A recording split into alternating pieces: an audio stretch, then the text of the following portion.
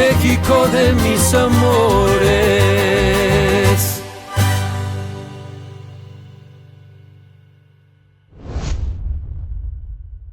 Hola, bienvenidos a Presumiendo México Te Informa y te informa muy bien.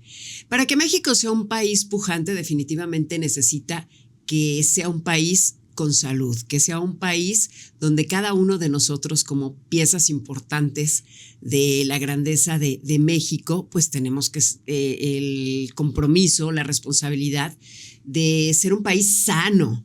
Y el día de hoy nos acompaña el urólogo especialista, urólogo Gerardo de Lucas, está con nosotros, justamente para platicar una charla muy interesante, porque estoy segura que muchos de nosotros conocemos a alguien que ha ido con el urólogo, muchos de nosotros hemos escuchado de esta especialidad, pero muchas veces confundimos qué es lo que realmente hace un urólogo. Además, nos dará algunos consejos de prevención con respecto a todo este tema. Así que muchísimas gracias por estar con nosotros, doctor Gerardo de Lucas. Doctor, usted pues lleva muchísimos años de experiencia. 28 años de experiencia. Ha trabajado en los principales institutos. Trabajó en el Instituto de Salud. Trabajó en el Instituto Mexicano del Seguro Social. Así es. Tiene su práctica privada. Entonces, pues realmente son muchos años los que lo avalan. Hizo su especialidad en la Ciudad de México. Y estudió Médico Siglo XXI. Centro Médico Siglo XXI. Y la carrera de medicina la cursó en la Universidad Autónoma de Aguascalientes, Así ¿cierto? Es. Son muchos años. Algunos. ¿La experiencia sirve? Sirve la experiencia, sirve saber qué usar, qué no usar y cuándo usarlo. Cómo usar la tecnología y cuándo no depender de la tecnología para poder resolver la salud de nuestros pacientes. Muy bien, vamos a platicar precisamente de eso, porque sé que usted es un doctor que se ha caracterizado por estas cirugías no invasivas y vamos a platicar más adelante de eso. Pero antes a mí me gustaría que platicáramos brevemente de la especialidad de urología. Se distingue de otras áreas de la salud, pero muchas veces no conocemos. La mayoría de nosotros hemos oído, voy a ir con el urólogo. Inclusive yo en una plática antes de comenzar esta entrevista hablaba del papel del nefrólogo y cómo muchas personas confundimos a veces el expertise de un urólogo con un nefrólogo, aunque tienen unas áreas en común. ¿Nos podría explicar esto, doctor? La diferencia entre el nefrólogo y el urólogo es el nefrólogo se dedica a ver exclusivamente los problemas metabólicos. Esto es los problemas de funcionamiento y metabolismo del riñón. Los urólogos nos enfocamos a ver los problemas quirúrgicos de toda la vía urinaria, en hombres, mujeres, niños, en todo ser humano de 0 a 99 años. Todos tienen posibilidades de hacer piedras, tumores o tener malformaciones, algún proceso que obstruya o que le ocasione dolor en la vía urinaria. Todo eso es lo que vemos en urología. Exacto. A diferencia del médico nefrólogo, que única y exclusivamente ve tratamiento médico.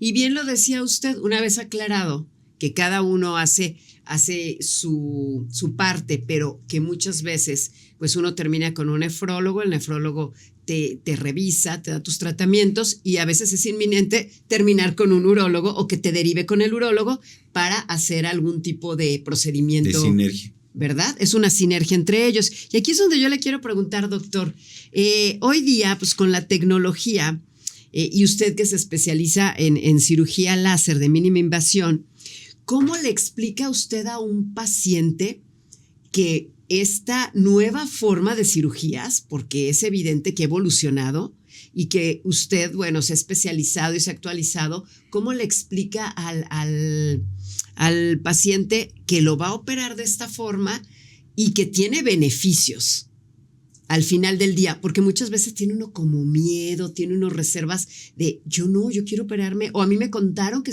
me operaron así, de la forma tradicional, y muchas veces el paciente se siente confundido. ¿Cómo usted aborda esto con sus pacientes? Generalmente el paciente cuando llega con nosotros y le empezamos a hablar de su padecimiento, el paciente tiene miedo. Sí. El paciente tiene miedo porque cuando le hablamos de cirugía le suena a dolor.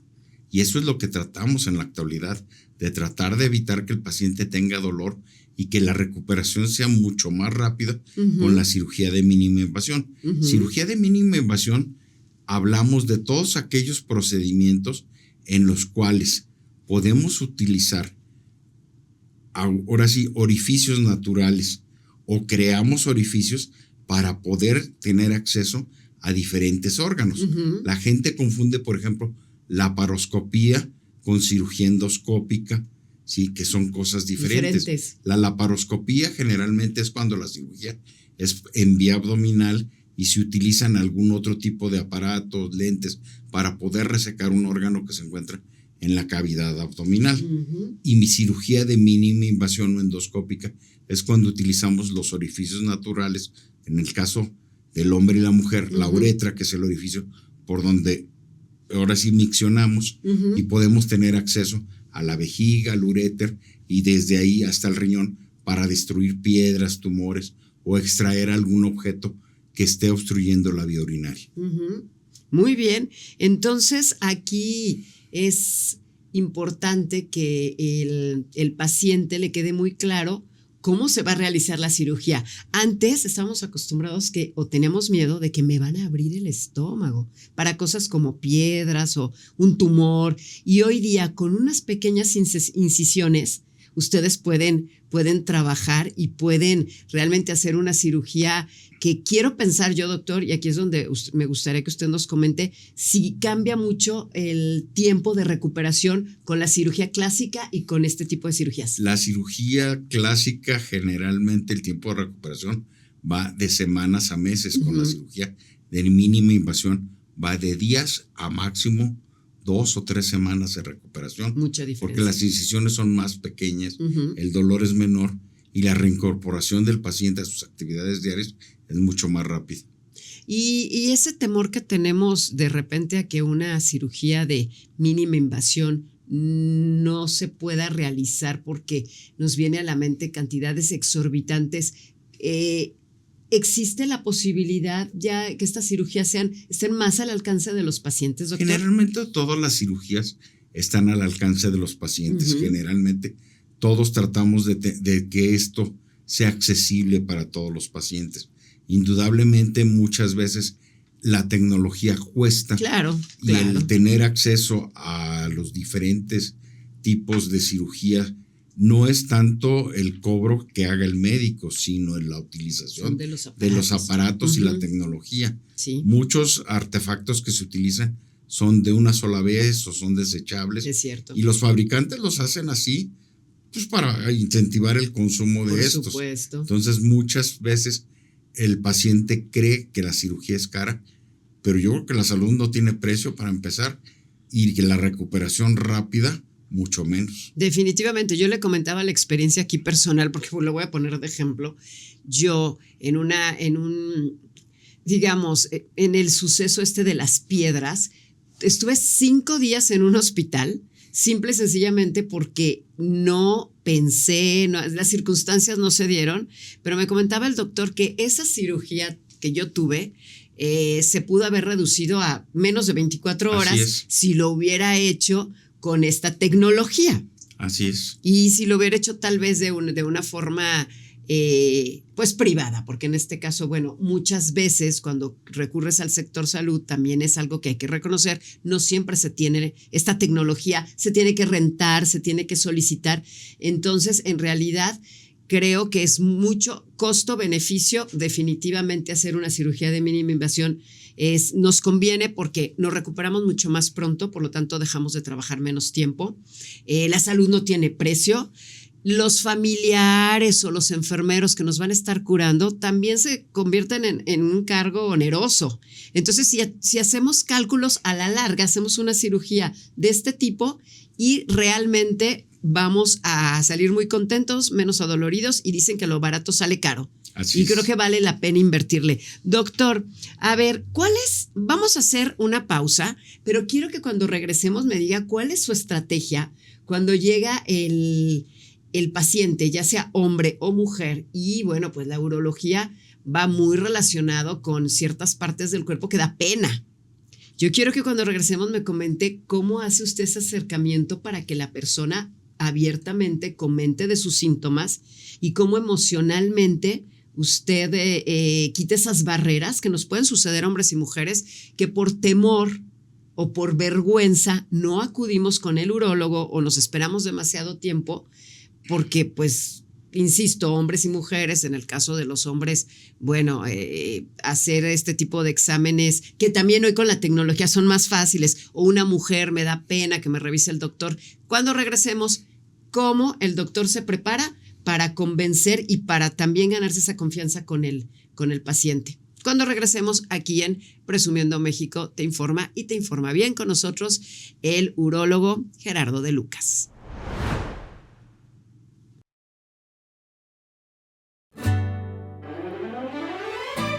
¿Cómo disfruta México? Así disfruta México. Descúbrelo en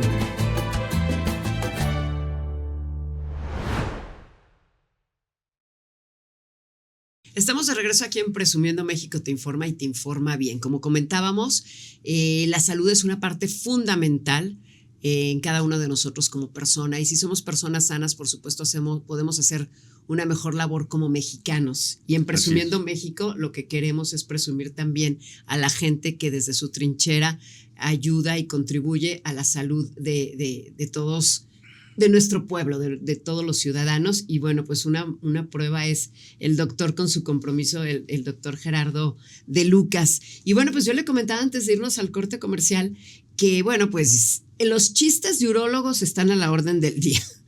El chiste del señor que quiere ir con el urólogo. Y también está muy mitificado el hecho de que el urólogo únicamente atiende a los hombres, a los caballeros, pero la realidad es que, yo lo comenté, yo con piedras en los riñones tuve que ser atendida por un urólogo. En realidad el urólogo atiende a hombres y mujeres. El urólogo ve hombres y mujeres. Como lo comenté hace rato, ve hombres y mujeres de 0 a 99 años. Pero se ven más hombres. Es más hombres que en mujeres, porque generalmente la patología del tracto urinario en hombres es más frecuente, el crecimiento de la próstata, los tumores, por los factores de riesgo, pero las mujeres también tienen factores de riesgo que pueden ocasionar tumores en la vejiga, en el riñón. El hecho de que la pareja sea fumadora hace que el riesgo se eleve en la mujer, el hecho de cocinar con leña, el hecho de tener contacto con ciertas sustancias, las incontinencias urinarias pueden ser tanto en hombres como en mujeres, o incluso en niños que tienen alguna malformación. Sí. Pero el urólogo se encarga de ver todo eso. Desgraciadamente, la mayoría de las mujeres creen que los urólogos solo nos enfocamos en salud masculina. No, también nos enfocamos en la salud urinaria de las mujeres. Claro. Y lo que platicábamos antes de irnos al corte, ¿cómo usted puede hacer ese acercamiento, ese enfoque a la hora de atender a sus pacientes cuando llega ya sea un hombre o una mujer al final del día, pues tiene que revisar las partes privadas, ¿no? ¿Cómo romper esa barrera emocional? Porque probablemente también llegue muy nervioso el paciente a la hora de si se tiene que hacer algún tipo de examen, tacto y demás. ¿Cómo se prepara usted como doctor y cómo prepara también al paciente para que se sienta cómodo? Yo creo que al paciente primero hay que explicarle qué es lo que le vamos a hacer. Hay que ser empático con él. Claro. Hay que tratar de que él pierda el miedo y decirle qué es lo que le vamos a hacer de manera detallada para que él pierda el miedo. Sí, por supuesto. Muchas de las veces los mitos acerca de lo que le vamos a hacer o de lo que va a sentir o de lo que le va a doler, sí, es lo que más los llega a afectar. Muchas de las veces los chistes de que si ya fue y se volvió a ir, o que si le tocó y no le hizo, sí, es lo que muchas veces desanima al paciente. Por supuesto. A mí me dicen, por ejemplo, oiga, es que ya no tiene que hacer tacto rectal para ver lo de la próstata, porque existen estudios. Sí, los estudios nos ayudan, los estudios nos orientan hacia dónde tenemos que ir. Vaya, yo les cuento un chiste muy maluco, pero que en realidad a veces es cierto. Me dicen, oiga, ¿me tiene que hacer tacto? Le digo, mire, aquí es como en la escuela. Si su antígeno prostático es menos de 5, pues usted no va a recibir ningún premio. no le voy a hacer nada. Pero si usted saca más de 5, pues va a tener que pasar a que lo premie yo. Sí. Le digo, dicho sea de alguna manera, hay pacientes que dicen, ay, ¿a poco sí? Le digo, pues sí. Pues es el protocolo. Digo, pero es el protocolo. Sí, claro. Sí, le digo, y eso es lo que tengo que hacer. Habrá pacientes a los cuales puedo omitir el tacto y hay pacientes en los que va a ser necesario que se los haga, o aparte de hacerles el tacto o alguna otra revisión, los tenga que mandar a estudios más sofisticados. Sí, claro. Vaya, muchas de las veces no nos vamos. Aquí en México tenemos que ser muy ingeniosos y seguir ciertos protocolos para tratar también de evitar que el paciente gaste de más en algunos estudios. Yo creo que los estudios súper carísimos o que impliquen inteligencia artificial o algunas cosas, los reservamos para casos muy específicos en los cuales nos van a ayudar realmente a dar con un diagnóstico. Sí. ¿Por qué? Porque los estudios son muy caros y la mayoría de nuestra población pues no tiene a veces los recursos necesarios para utilizar eso. Que ahí entra la ética del doctor. Ahí hay que ser muy clínicos para llegar a un diagnóstico. Sí, claro. Doctor, y luego llegan las señales de alerta. A veces normalizamos pequeñas molestias. ¿Cuál sería para usted, digo por la falta de tiempo porque seguramente son muchas, pero cuáles serían las señales de alerta que tantos hombres como mujeres debemos de considerar que no es normal y darnos una vuelta con un urólogo? Generalmente, dolor al orinar, ardor, sangrado en la vía urinaria, ¿sí? O, en el caso de los hombres, disminución del deseo sexual, problemas de erección, ¿sí? Que eso nos da indicativo de todo lo que hay. Hay por allí una leyenda que dice que generalmente, o no una leyenda, sino algo que está estudiado. Por ejemplo, un paciente que dice, oiga, pues ¿qué tiene que ver que yo tenga, por decir algo, disfunción eréctil con problemas del corazón? ¿Qué tiene que ver una cosa con la otra? Hay estudios que dicen que los pacientes que tienen disfunción eréctil tienen 50% más de probabilidades de tener un infarto que quienes no lo tienen. Y muchos pacientes pasan eso como si fuera algo que no tiene ninguna importancia. Claro. O las señoras que dicen, oiga, es que a mí se me sale el chorrito de la orina cuando me paro, pero es poquito. Pues eso puede estar. Y no hay que normalizarlo. No hay que normalizar. Le digo, sobre todo, dolor, ardor y sangrado en la vía urinaria es algo que tenemos que tener muy en cuenta. Y algunos otros signos signos o evidencias que no sean necesariamente tan evidentes, porque uno a lo mejor dice, ay, tengo ardor cuando hago pipí o cosas así. ¿Existen algunas otras señales que no necesariamente estén, que uno las puede ubicar en esas partes? No sé, me refiero tal vez pérdida de peso, alguna otra cosa. El tener pérdida de peso, el tener ciertos factores de riesgo como el fumar, el sobrepeso, el tener contacto con sustancias químicas como pinturas, thinner, todo eso nos puede afectar la vía urinaria. Entonces son factores de riesgo que tenemos que tener en cuenta. Pues ya que estamos hablando de los factores de riesgo, a mí me gustaría, doctor, que ahora nos platicara, usted con su experiencia, pues de prevención, porque yo sé que hay situaciones que probablemente venimos predispuestos. Yo no sé si todavía esta parte de la genética, estas enfermedades que ya con las que nacemos o que las heredamos o que estamos propensos a desarrollarlas, si existe como un manual de decir, bueno, independientemente de esos factores que se salen de nuestras manos, ¿qué nos recomendaría para tener una mejor salud? Y me refiero a todo, estilo de vida, comida, muy probablemente hasta el estrés.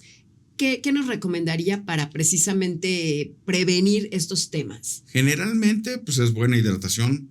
Esa es importantísima. Importantísima. A ver, yo quiero detenerme con lo de la hidratación. ¿Qué tan cierto es lo de los famosos 8 vasos de agua o 2 litros de agua? ¿O en realidad depende del peso, el paciente? Depende mucho del peso, pero generalmente los famosos 8 vasos de agua son aproximadamente 2 litros, 250. Sí. Y es más o menos como el tratar de mantener un equilibrio entre lo que perdemos al respirar, al hablar, lo que orinamos, lo que defecamos, más o menos en un paciente de una talla promedio. A lo mejor los que tenemos unos kilos de más, pues gastamos más y tenemos que recuperar tomar más agua, más líquidos, sí. Hay gente que me dice, oiga, yo me tomo 5 litros. Le digo, pues se la va a pasar en el baño. Sí. ¿Y también puede hacer daño? También no hacer daño. Básicamente se puede, ahora sí, diluir y también tener problemas. Hay que ir viendo ahora sí, el contexto en el cual se mueve. Si es un paciente que trabaja a la intemperie, que se deshidrata fácilmente, pues tiene que hidratarse. Y a lo mejor para él es normal tomarse 4 o 5 litros de agua porque suda mucho. Su actividad. Pero alguien que tiene una actividad sedentaria, que no tiene mucho contacto con calor y todo eso, pues a lo mejor 2 litros y medio, ¿sí? Alguien que está descompensado, por ejemplo, en su diabetes, pues tiene que tomar más líquido para tratar de evitar que sus riñones batallen. Los riñones son como si fueran un radiador del organismo. Ellos regulan la cantidad de líquido. Si nosotros los dejamos sin líquido, es como los coches se desvielan. Sí. ¿Y esa leyenda de que hay gente que se ha muerto por exceso de agua? Es muy raro. Solo que tenga alguna... Obviamente estamos hablando de excesos como aquella historia que estuvo circulando de que se hizo un concurso de ver quién tomaba más agua. Y que la persona que ganó, que tomó y tomó y tomó, no porque tuviera sed. Sí. Sí, me imagino que como todo, hay una descompensación. Sí, hay una descompensación. Y el tema de los electrolitos, que muchas veces decimos, por ejemplo, ahora que viene el calor, ¿es verdad que también tomar estos tipos de sueros, electrolitos, también pueden ser perjudiciales? Son perjudiciales sobre todo por las sustancias químicas que pueden contener y los azúcares que se consumen. Pero los electrolitos, el cuerpo se encarga de regularlos. Si usted no tiene ninguna enfermedad, el organismo se encarga de regularlos. Es como las vitaminas. Todo mundo le pide al doctor, recéteme vitaminas. Pero las vitaminas es lo peor que pueden consumir de manera externa porque el cuerpo las regula por sí mismo. Sí. Y si usted no las necesita, las va a orinar. No tiene caso. Entonces nos decía, hidratación súper importante. ¿Qué otros hábitos? Alimentos, evitar ultraprocesados, evitar azúcares, ¿sí? Abundante fibra, ¿sí? Generalmente es lo más común en esto. Doctor, y en estilo de vida ya nos dijo que definitivamente el cigarro es uno de los peores enemigos. Fumar. Y eso ya lo sabemos tomar todos. Poco. Sí. Alcohol. Generalmente hacer ejercicio. Sí. Lo que se pide en general para tener una vida sana, ¿verdad? Los urólogos no somos muy exigentes en ese sentido. ¿Por qué? Pero sí le pedimos a nuestros pacientes que tengan cierto estilo de vida si quieren conservarse sanos, sobre todo en cosas muy específicas. Doctor, bueno, pues ya para terminar, una plática muy interesante. Para terminar, bueno, pues afortunadamente contamos con gente muy capacitada, gente especializada en el tema y gente que platica. Me gustó mucho la charla porque si así platica usted con sus pacientes, doctor, pues yo ya la próxima que tenga una piedra en el riñón, que me podría pasar en cualquier momento, seguramente me daré una vuelta con usted, doctor. Con todo gusto. Nos gustaría mucho que la gente que nos está viendo y que ya le entró tal vez, ya empezó a pensar, yo tengo tal problemita, tal vez es esto, tal vez es aquello. Prevenir es lo mejor, acercarse con tiempo es lo mejor. Y si ya tienen un problema diagnosticado, ¿cómo podemos acercarnos con usted, doctor? Por teléfono, en el teléfono del consultorio es 449-917-0666. La dirección es Avenida Convención Sur, 706, Interior 103, aquí en Aguascalientes, a 2 cuadras de la Central Camionera. Muy fácil de ubicar. Y en Calvillo, en la Clínica del Valle. Doctor, este programa se ve en todo México y también más allá de nuestras fronteras. Si alguien quisiera acercarse con usted para conocer más o alguien de otro estado quisiera tratarse con usted, ¿en sus redes sociales nos la puede compartir, por favor? Claro, sí. Doctor Gerardo de Lucas @gmail.com. Perfecto. Y en redes sociales, tanto en Instagram como en Facebook. Al cabo es muy fácil que encuentren al doctor, porque ¿cuántos de Lucas conocen? Porque yo no conozco a ninguno más que el doctor Gerardo. Así que, pues muchísimas gracias y recordarles que, bueno, el doctor, como lo comentaba, se especializa en este tipo de intervenciones, o mejor dicho, operaciones de mínima intervención, que son muy, muy rápidas, que son muy prácticas y que en realidad, pues, ayudan a mejorar la calidad de vida del paciente y también de mejoramiento de su salud, ¿no? Así es. Así que bueno, pues acérquense, doctor. Muchísimas gracias. Gracias por estar con nosotros aquí en Presumiendo México. Yo soy Marcela Gutiérrez y recuerden, Presumiendo México informa e informa bien. Hasta la próxima. México de mis amores.